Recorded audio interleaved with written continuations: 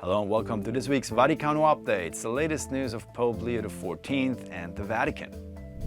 Turkey and Lebanon. Pope Leo XIV's first apostolic journey will take him to these two nations from November the 27th to the December 2nd.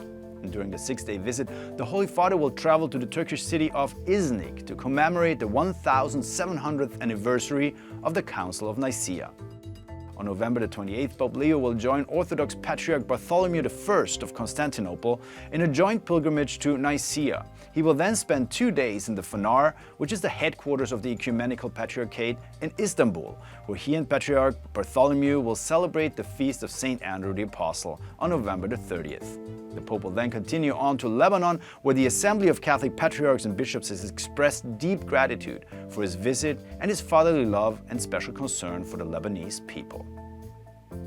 On the 2-year anniversary of the Hamas attack on Israel, Pope Leo XIV called it an act of terrorism that cannot be tolerated and lamented the large number of Palestinian lives lost during a painful 2 years.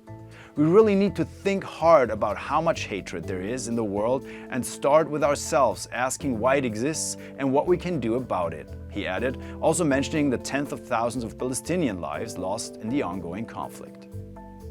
Pope Leo also met with leaders of the Knights of Columbus, thanking them of their generosity toward the Vatican and their dedicated service to local communities across the United States.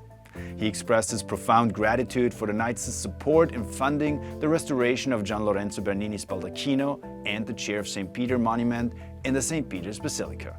Such contributions, the Pope said, are a visible sign of your enduring devotion to the Vicar of Christ.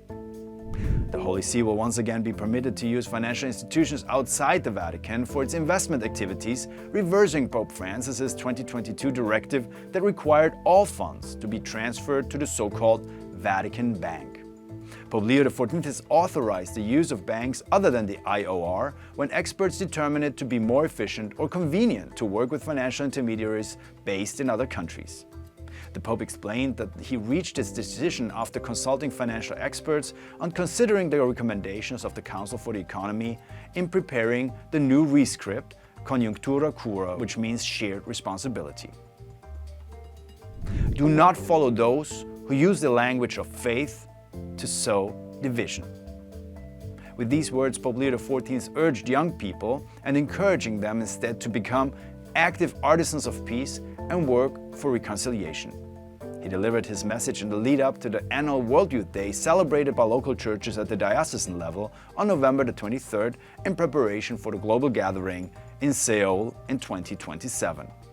Reflecting on this year's theme, "You also are my witnesses because you have been with me," the Pope said, "As pilgrims of hope, strengthened by the power of the Holy Spirit, we prepare ourselves to become courageous witnesses of Christ."